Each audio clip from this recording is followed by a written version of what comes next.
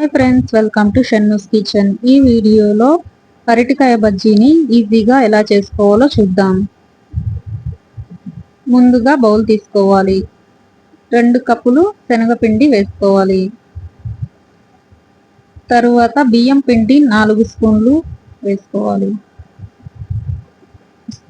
Chilli powder ఒక 2 స్పూన్లు వేసుకోవాలి. సాల్ట్ టేస్ట్కి సరిపడా. సోడా ఉప్పు 1/2 టీ స్పూన్ కంటే తక్కువ వేసుకోండి.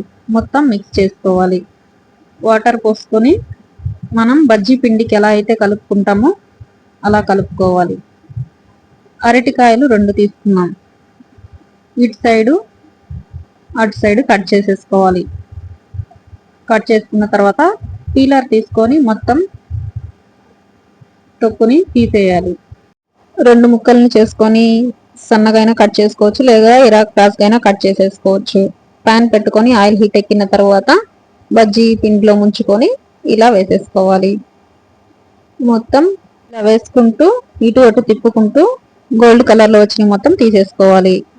తీసుకొని సన్నగా తరిగిన ఆనియన్ ముక్కలు, chilli powder 1/2 teaspoon, salt తగినంత, ఆయిల్ కొంచెం వేసుకొని మిక్స్ చేసుకోవాలి. కొత్తిమీర వేసుకోవాలి.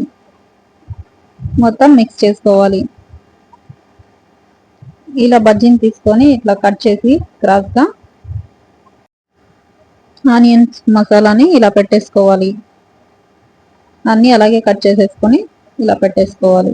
వేసుకున్న దాంట్లో నిమ్మకాయ పిండుకొని తింటే చాలా టేస్టీగా ఉంటుంది. ఒకసారి మీరు ట్రై చేసి ఎలా వచ్చిందో కామెంట్ చేసి చెప్పండి. Bye friends.